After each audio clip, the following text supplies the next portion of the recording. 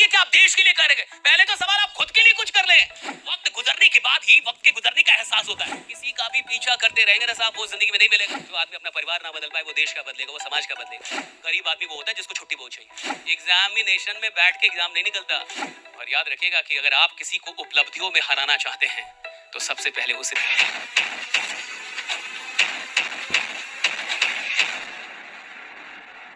एक कहानी सुन लीजिए, मैं ज्यादा टाइम नहीं लूंगा। राइट, एक बड़ी इंटरेस्टिंग स्टोरी है, सुनिए।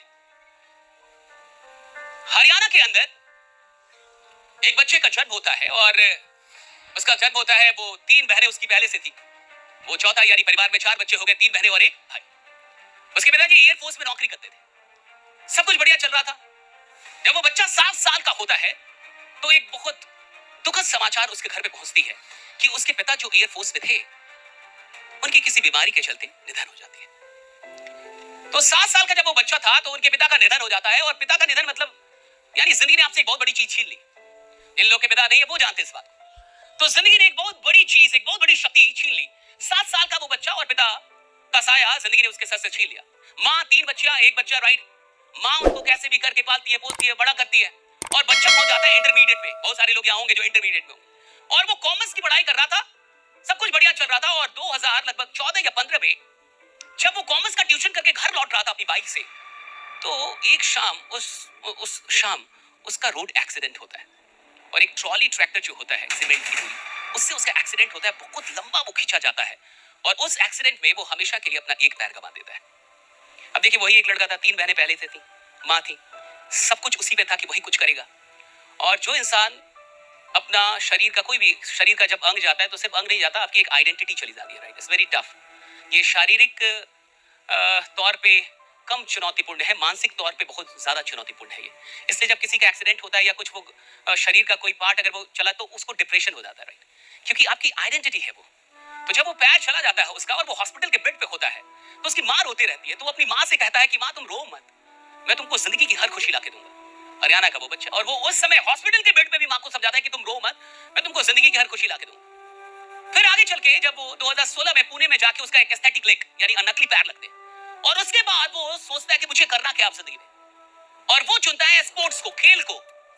और खेल में भी जैवलिन थ्रो जो होती है, जैवलिन थ्रो, राइट, आप जानते हैं, अभी तो पेरिस ओलंपिक भी चल रहा है। जैवलिन थ्रो को चुनता है और वो मेहनत करना शुरू करता है।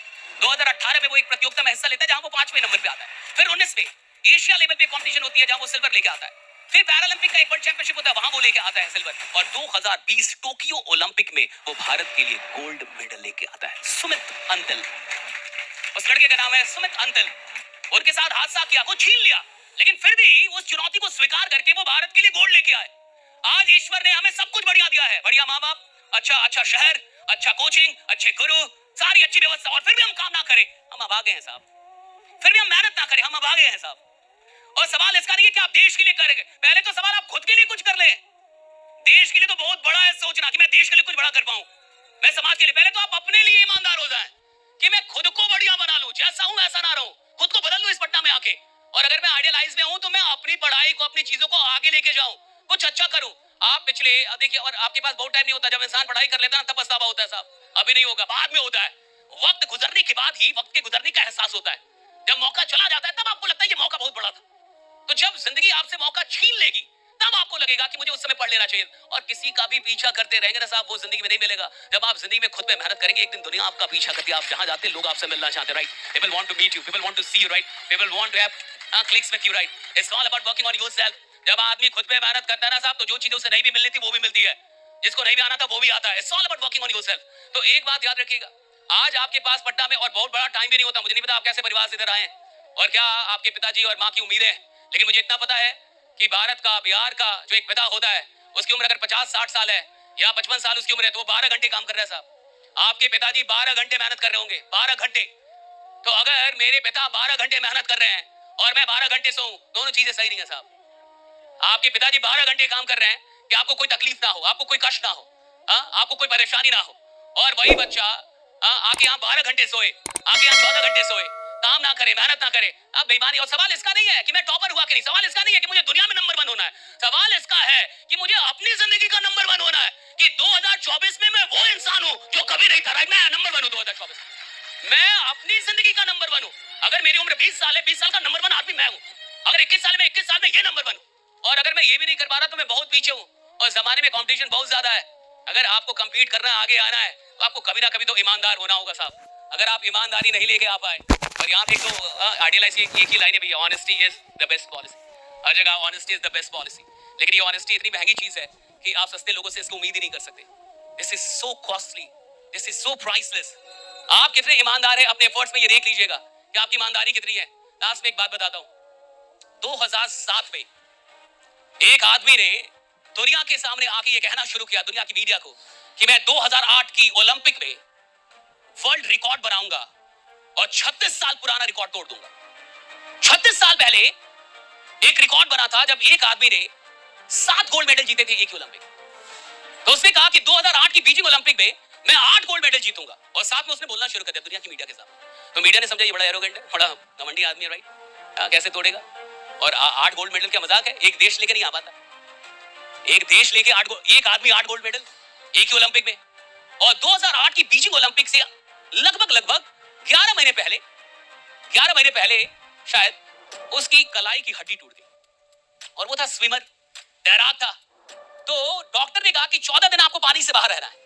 और उनका कहना है कि अगर एक एथलीट जो तैरता है वो एक दिन पानी में ना जाए तो उसका शरीर 2 दिन पीछे हो जाता है, यानी 2 दिन वो पीछे हो जाएगा। तो 14 दिनों तक उसने क्या किया कि स्टेशनरी बाइक आती है, आपने जिम में देखा होगा, जो लोग बैठ के और वो बाइक चलाते हैं, वो 3 घंटे बाइक चलाता था, 3 घंटे कंटिन्यूअसली, 14, ताकि एंड्योरेंस लेवल बना रहे शरीर का। और 14 दिन के बाद वो फिर से पानी में आता है। ओलंपिक होती है, ओलंपिक कोई बीजिंग ओलंपिक, और बीजिंग ओलंपिक में एक आदमी ओलंपिक का 36 साल पुराना रिकॉर्ड तोड़ता है। एक ही ओलंपिक में 8 गोल्ड मेडल जीतता है, और माइकल फेल्प का जन्म होता है। दुनिया जानती है माइकल फेल्प के बारे में। तो माइकल फेल्प से पूछा गया कि आपने ये कैसे कर दिया, how did you make this possible, right. 36 साल से कोई रिकॉर्ड चले, यानी उसमें दम होगा साहब। 36 साल दुनिया में कोई रिकॉर्ड ना टूटे, दम होगा साहब उसमें।